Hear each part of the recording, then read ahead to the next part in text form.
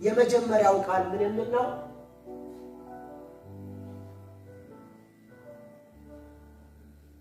አንደኛ እንደዚህ የሚል ቃል ነው ያወራው።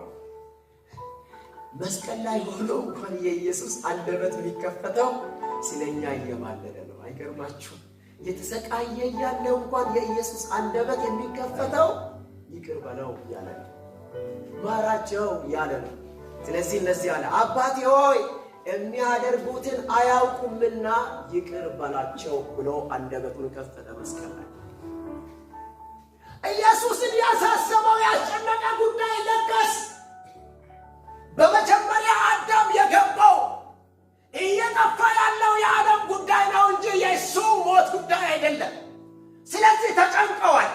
እየገረፉት እየሰቀሉት ኢየሱስም እስቲ የሚያስጨንቀው የነፍሱ ጉዳይ ሳይሆን የኔና ያንቺ ጉዳይ ነበር፣ የኛ ጉዳይ ነበር። አይገርማችሁም? የሚያደርጉትን አያውቁምና ይቅር በላቸው።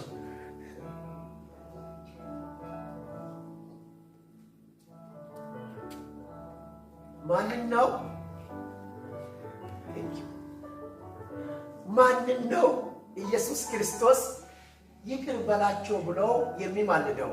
የሚያደርጉትን አያውቁምና ይቅር በላቸው የሚለው ቃል ባይዘዌ ፎርጊቭነስ ወይም ኢንተርሴሽን የሚለውን ይቅርታውን ለሌሎች እየጠየቀ ወይም እየማለዳቸው ነው። መስቀል ላይ ሆነው እነርሱ ኤልያስን ይጠራል፣ እስቲ ኤልያስ መጥቶ ያድናቸው ብሎ ያደርጉታል። እሱ ግን የሚገርፉትን የሚያደርጉትን አያውቅምና ይቅር በላቸው ይላል። እነማንን? አይሁዶችን፣ ለሞት አሳልፈው የሰጡትን ከሳሾችን የሚያደርጉትን እኮ አያውቁምና ይቅር በላቸው ይላል። እነማንን?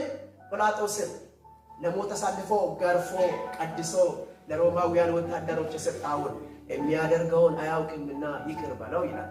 እነማንን? የሚገርፉትን፣ በጦር የሚወጉትን፣ በጅራፍ የሚገርፉትን የሮማውያንን ወታደሮች የሚያደርጉትን አያውቁምና አባቴ ሆይ ይቅር በላቸው ይላል። እነማንን? ሲጠቀልሉ ወይም ሲጠቀለለ ሳቡ የሃይማኖት ቤተሰብንና አይዛብ የተባለውን ሁሉ አይሁድንና አይዛብን ወይም የሰውን ዘር ሙሉ እንደዚህ ይላቸዋል፣ የሚያደርጉትን አያውቅምና ይቅር በላቸው። ለምንድን ነው ካላችሁ ኢየሱስ ክርስቶስ ሊያድን የመጣው እኮ የሰውን ዘር ነው አይደል እንዴ? የሰው ዘር ውስጥ ላይ ሮማውያን አሉ። የሰው ዘር ውስጥ ላይ አይሁዶች አሉ። የሰው ዘር ውስጥ ላይ ወታደሮቹ እየገረፉ የነበሩት አሉ። ጲላጦስ አለ፣ ሄሮድስ አለ።